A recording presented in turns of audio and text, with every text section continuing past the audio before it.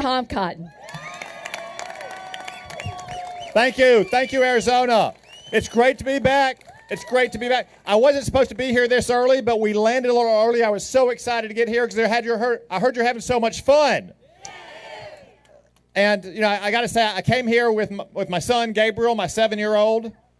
It's his first trip to Arizona. I know he already wants to come back, given the weather here. I've got a 5-year-old at home as well, Daniel. I got to tell you, Daniel sometimes doesn't like it when I have to leave. So I got a little separation anxiety. So recently he grabbed me around the leg when I was going back to Washington for work. And he said, "Daddy, please don't go." And I said, "Son, I got to go. I got to go to work." He said, "No, Daddy, someone else can beat the Democrats." And I thought, they might be able to beat the Democrats, but why would I let them have all the fun? And it's going to be a fun time Tuesday night when we beat all the Democrats in the great state of Arizona. And you've got a great slate of candidates here, and I'm very pleased to be back in Arizona campaigning on behalf of all of your Republican candidates. But most especially, like Steve Daines, I need reinforcements in the United States Senate. We've got to elect Blake Masters on Tuesday night.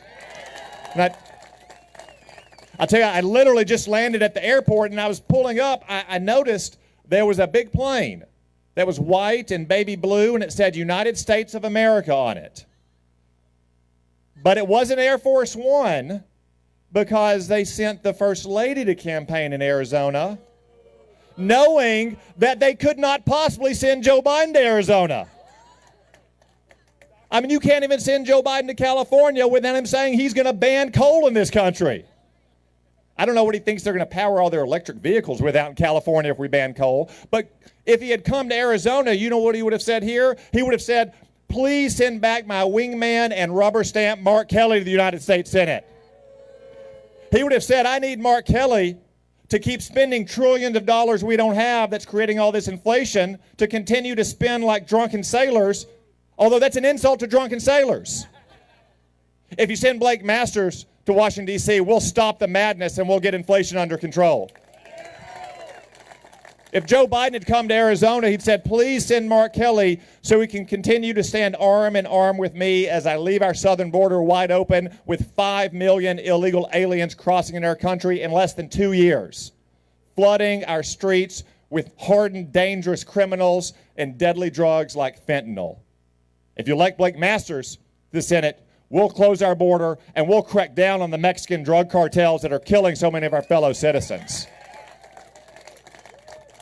And Joe Biden, if he came here, he'd say, "Please send back Blake, or please send back Mark Kelly because we need him to protect unelected bureaucrats in Washington, D.C. People like Tony Fauci, who think they know better than you, who want to keep your schools closed and your kids in masks. Elect Blake Masters and we'll defend your freedom in Washington, D.C. And that's what it really all comes down to. You've got a chance to make a difference for this entire country, not just your state.